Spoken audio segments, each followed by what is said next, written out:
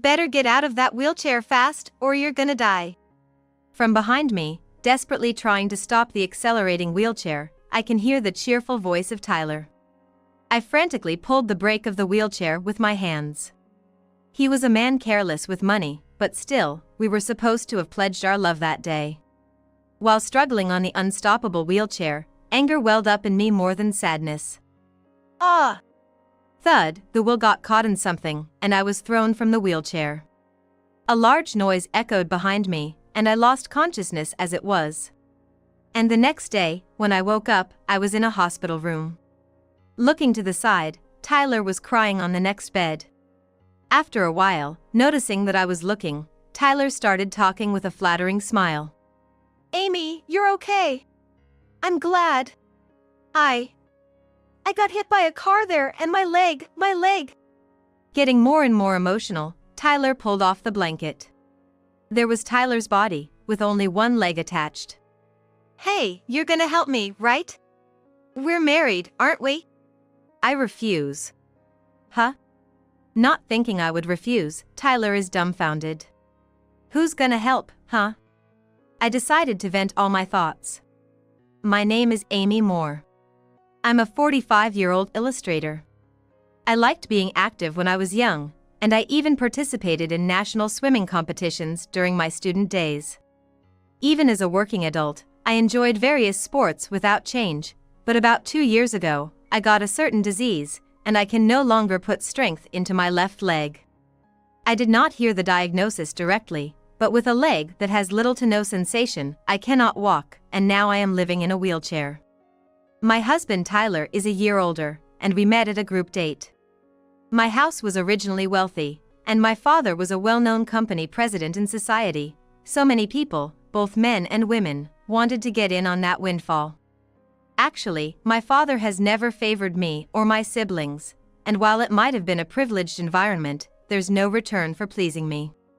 But still, many people thought so and approached me, and I was sick of it. In the midst of that, only Tyler seemed to look at me, not the money, and our relationship developed. Our dates were picnics and mountain climbing, and anniversaries were at each other's homes. We were happily nurturing our love, and around the time we entered our 3rd year of dating, we got married. Our new home was very close to my in-laws' house, and they adored me. Especially my father-in-law, with whom I shared a love for sports, and we often went to watch games together. We had been married for 10 years, hadn't been blessed with children, but we were still living happily. However, as soon as I started my life in a wheelchair, Tyler's attitude completely changed.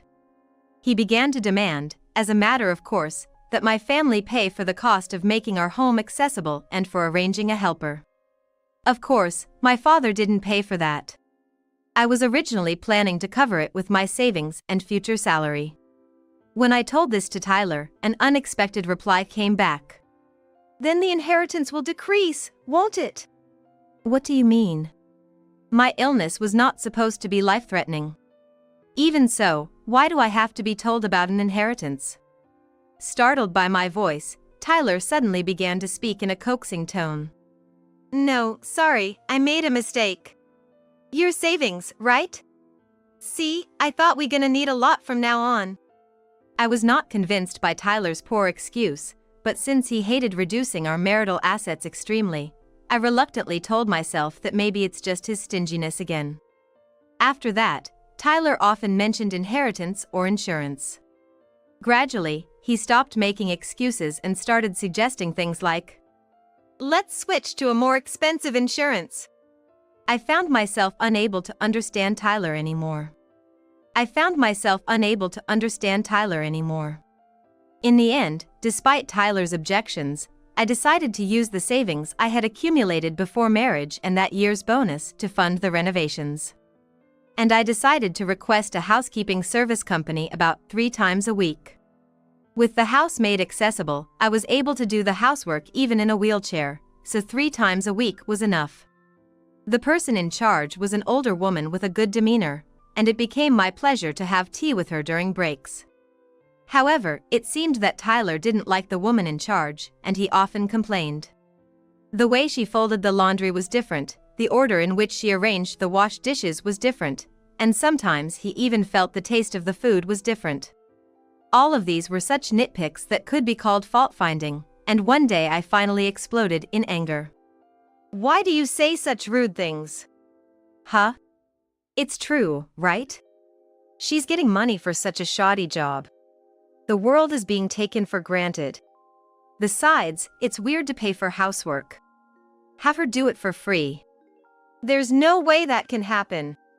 Tyler was momentarily taken aback by my ferocity, but he soon began to smirk. And then he said something unbelievable. "If you insist, then fine," he said. "I'll deduct the same amount we're paying her from our living expenses." What? I felt dizzy with Tyler's incomprehensible decision. We have been paying the in-charge woman about $1,000 a month. Half of that amount I had been contributing by adding to the living expenses from my own savings. But now, Tyler said he was going to put that $1,000 into his own allowance instead of the living expenses. Our living expenses were already stretched thin, so if Tyler didn't contribute, I would have to make up the difference. In other words, my own out-of-pocket contribution would go from $500 to $1,500, basically tripling.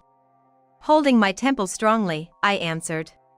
"If you deduct $1,000, your contribution to the living expenses becomes $500. Where do you think I'm gonna find the extra $1,000? "Well, it's your whim, so you should pay for it. You're earning, aren't you?" Unbelievable.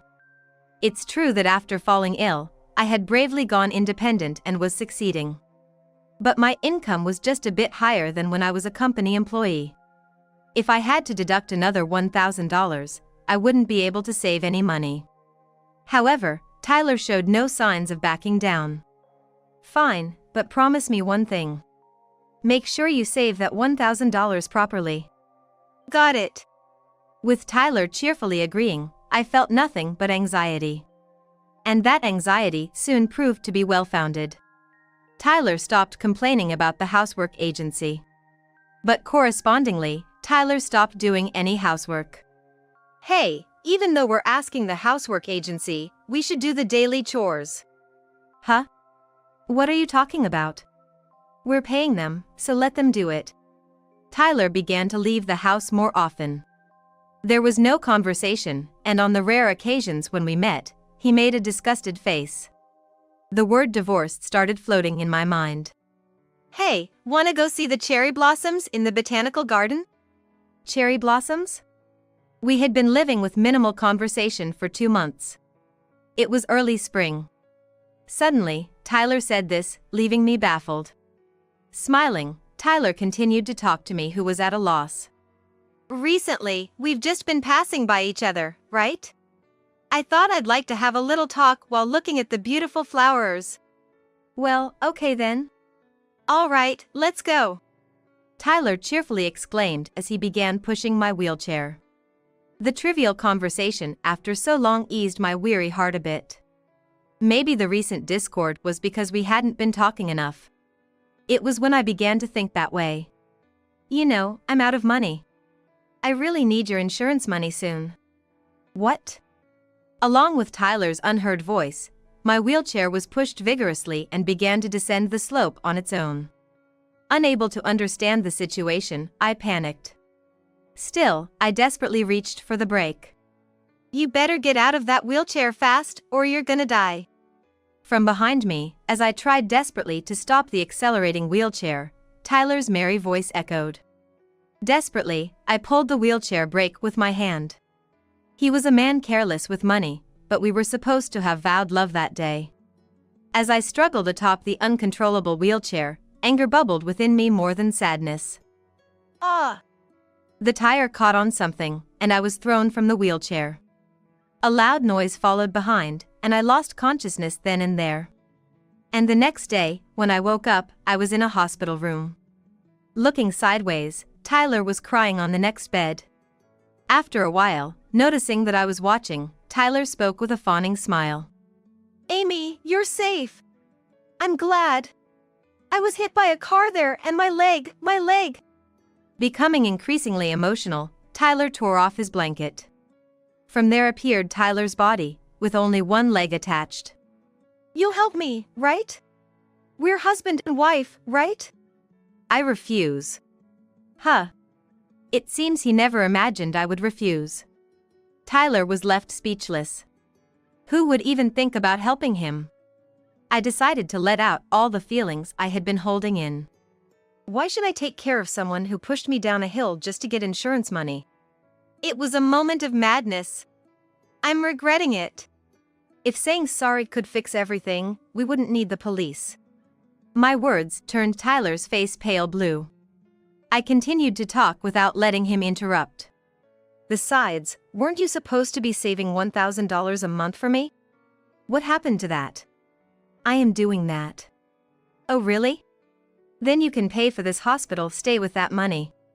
Well, about that. Tyler was stammering, in a panic. And for a good reason, his bank account was practically empty. Why do I know this, you ask? Because I have the bank book. Tyler, always finding things troublesome, only checked his account online. Therefore, I usually managed and kept all the bank books. Back when our relationship was good, I never felt the need to check how much money he had. But since he hadn't been depositing the $1,000, I started keeping the accounts. And I found out that instead of saving money, he was sending it somewhere else. The recipient was a woman. I hired a detective and found out that Tyler had not only cheated on me but even had a child. The money was going to his affair partner as child support for his kid. 4 years old. Cute age, huh? Have you been visiting her? How long have you known? A month now. As I said this, Tyler's mouth hung open in shock. I dropped another bomb on him. Really, I was shocked. Because you're paying child support for someone else's child. Huh. Tyler had a confused look on his face. Understandably so, as Tyler believed the child his affair partner had given birth to was his own. I couldn't hold back my laughter. Then, Tyler cut it off with a disgruntled voice. What the hell are you talking about? That kid is truly mine.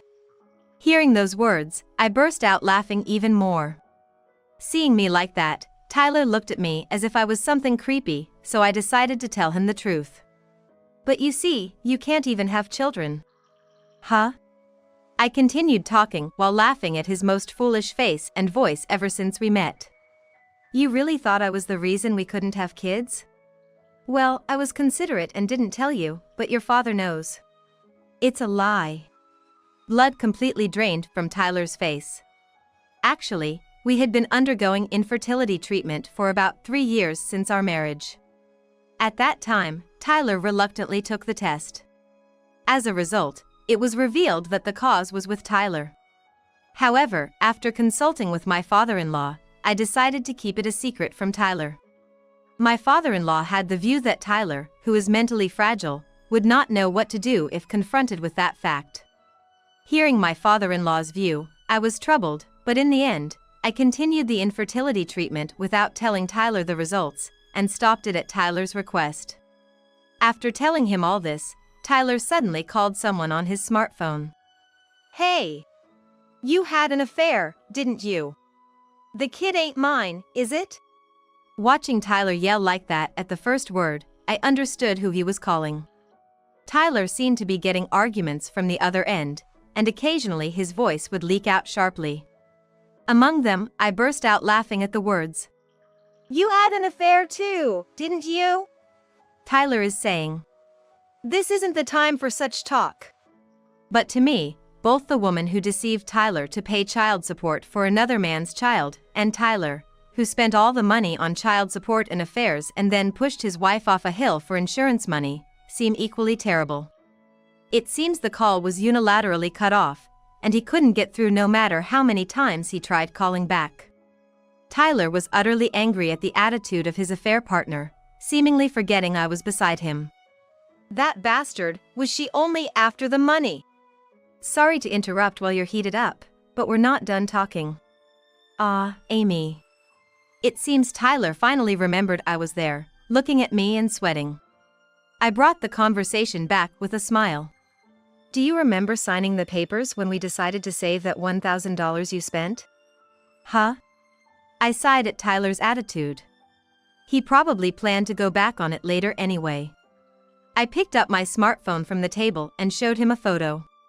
See, it's written here, right? In the event of misuse, divorce, and the entire amount spent up to the discovered month will be paid to the wife, Amy. It's a scam! That was not there! Oh, but it's properly checked, and there's a signature too, right? It's even notarized, isn't it? Tyler looked frustrated. And then, he immediately appealed to me with desperate eyes. Come on, Amy! I was just possessed. Please don't say divorce, okay? Besides, I can't pay such a large amount. Divorce is settled. I can't do it anymore. But don't worry, you can pay the spent amount in installments. Seeing me like that, Tyler has a face like he's the victim. I sighed and called out to the figure hiding at the entrance of the hospital room. Please come in. Dad! Seeing his father-in-law enter the room, Tyler shouted. My father-in-law, face red as if his veins might burst, is glaring at Tyler. This is the end of our relationship. Huh? What are you talking about? My father-in-law glared at Tyler and came over to me to apologize. I'm truly sorry. I won't ask for forgiveness, and it's fine if you don't. Please file a complaint. I'm really glad Amy is safe. Thank you. He must be crying. Large drops of water are falling onto my bed. I glare at Tyler, the reason for making my beloved father-in-law do this. What? Don't you feel anything seeing this? It's your fault. Always spending money, and yet earning more than me, and your rich family is stingy. I don't know why I married you. So you were after the money too. Feeling like all the beautiful memories have been tainted, my voice is the lowest it's ever been in my life. Tyler is surprised, looking at me. While surprised at myself for deeply loathing Tyler, I put on a smile. Well, marrying for money, and in the end having to pay repayment, huh? Shut up. I'm not paying. Too bad, payment is a done deal. As I said this, my father-in-law, looking scary, told Tyler. I will be watching you until the payments are done. I couldn't see, but his face must have been terrifying as Tyler's face went pale and he was shaking. Excuse me for interrupting. In this worst atmosphere, a middle-aged doctor in a white coat entered. Coming straight to me, the doctor handed over a document. Is there a reason you are not receiving treatment for your leg? What? Tilting my head in confusion, I looked at Tyler, who was staring at the doctor with a pale face. The doctor continued speaking with a puzzled look. If you have surgery on your leg, you'll be able to move again.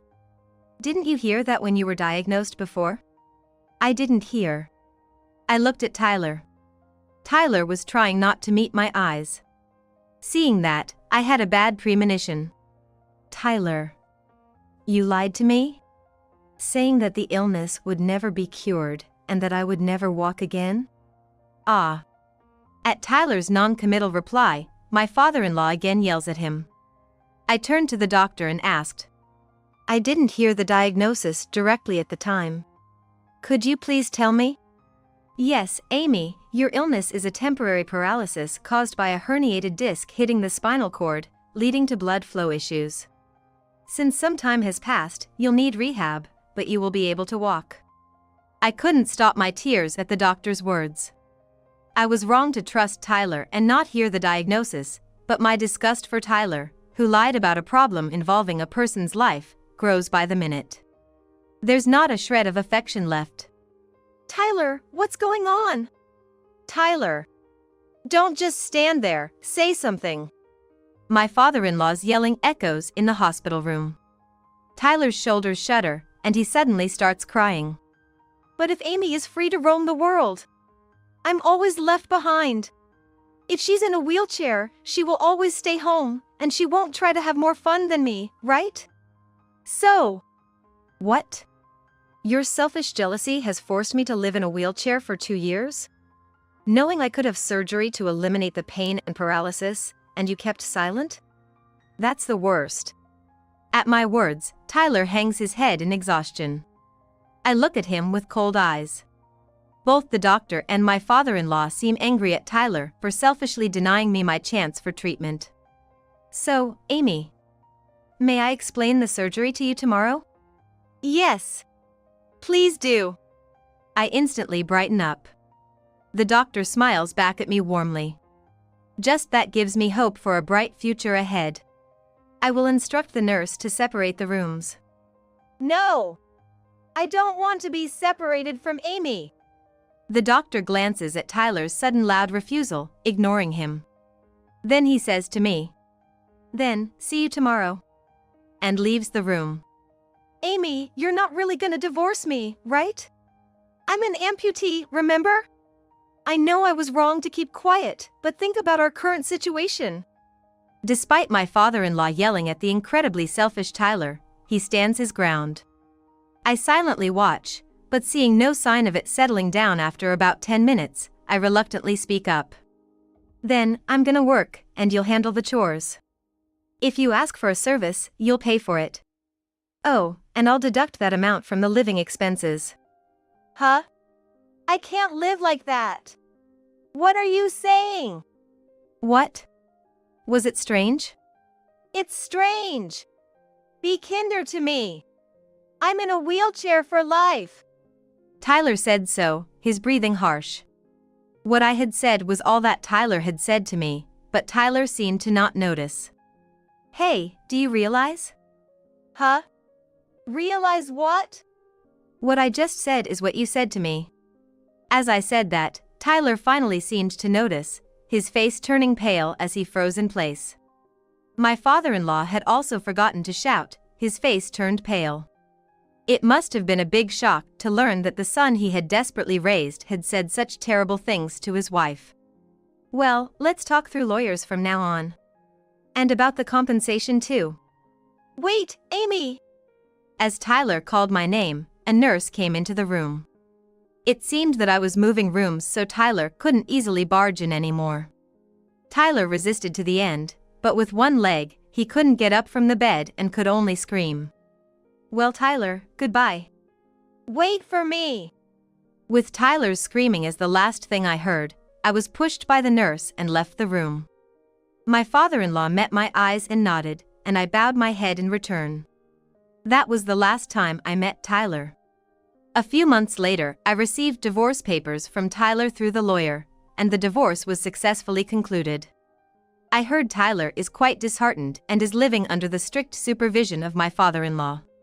He seems to have been able to keep his clerical job, but it seems that the reason for the divorce leaked somehow, and the colleagues who were worried about his injury at the time of his return are now looking at him coldly. Tyler brought it upon himself, but I heard him lamenting. My colleagues are harassing me. And I couldn't help but bitterly smile, thinking he hasn't changed a bit. Actually, I still meet my father-in-law now and then after the divorce with Tyler. Partly to check on Tyler's situation, but mainly because we are hobby friends. Initially, my father-in-law seemed apologetic, but recently he is getting back to his usual self. Upon investigation, it was revealed that the affair partner was married and had been married to the real father of her child. I sent the evidence of the affair and child support transfer to the affair partner's husband. It seems he found out about the affair from the evidence I sent, and a huge dispute ensued. It seems they also got divorced. A resentful letter arrived at the lawyer's office, but all were ignored. As for me, I underwent surgery immediately after that and then spent about 6 months in the hospital for physical therapy.